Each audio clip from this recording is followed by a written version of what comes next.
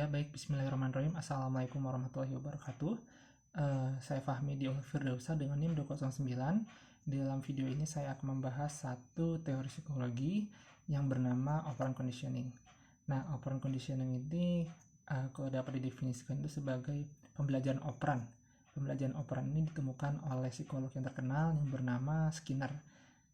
Nah, fokus dalam teori ini tuh bagaimana sih individu, bagaimana sih seorang tuh dapat dipengaruhi perilakunya dari konsekuensi atau hasil dari perilaku tersebut gitu.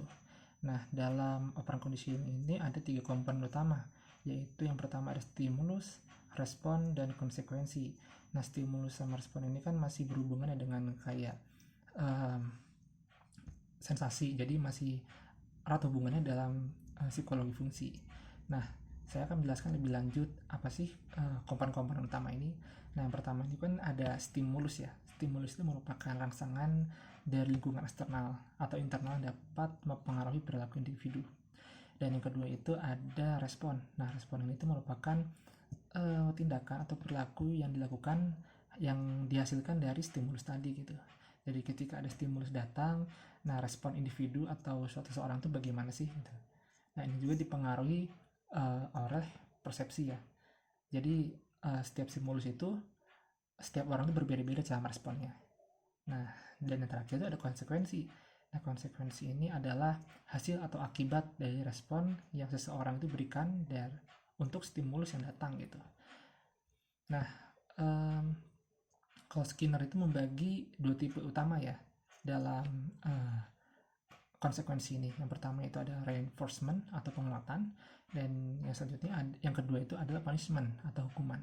Nah, reinforcement itu dapat berupa hadiah atau reward gitu bagi seseorang bila melakukan pekerjaan yang diinginkan. Nah, kalau punishment itu berfungsi sebagai penghambat dan berfungsi sebagai pencegahan bagaimana perilaku ini tidak ditampilkan lagi gitu.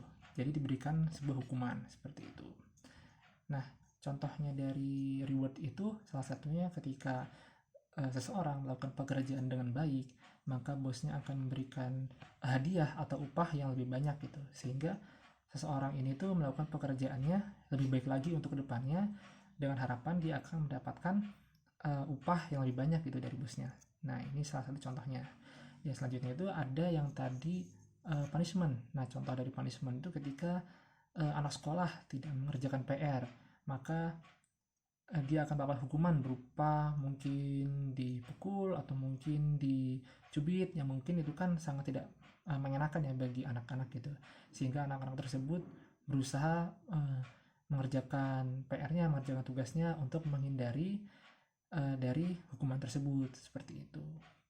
Nah, ini ada contoh-contoh yang sudah saya berikan tadi kan sebenarnya itu sudah diteliti sebelumnya menggunakan makhluk lain gitu. Nah, kalau dulu tuh Skinner tuh dalam operant conditioning ini tuh menggunakan tikus sebagai alat uji cobanya gitu. Jadi ceritanya tikus ini dimasukkan ke dalam sebuah kotak dan diberikan sebuah tombol gitu. Nah, tombol-tombolnya ini ada makanannya. Nah, kalau tombolnya ini lampunya nyala dan kemudian tikusnya mencet, maka akan keluar makanannya. Namun ketika tombolnya ini nggak nyala, si tikusnya menekan tombol ini, tidak akan terjadi apa-apa gitu. Nah, sehingga si tikus ini harus belajar gitu bahwa ketika ada tombol nyala, ada konsekuensi yang akan ditekan gitu. Ketika ia menekannya, dia akan mendapatkan makanan yang dia inginkan. Nah, gitu, seperti itu contohnya.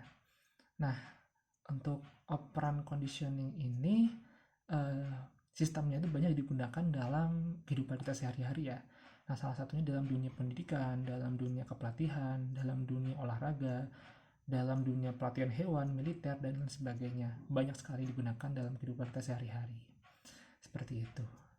Mungkin sekian yang bisa saya jelaskan dalam video ini.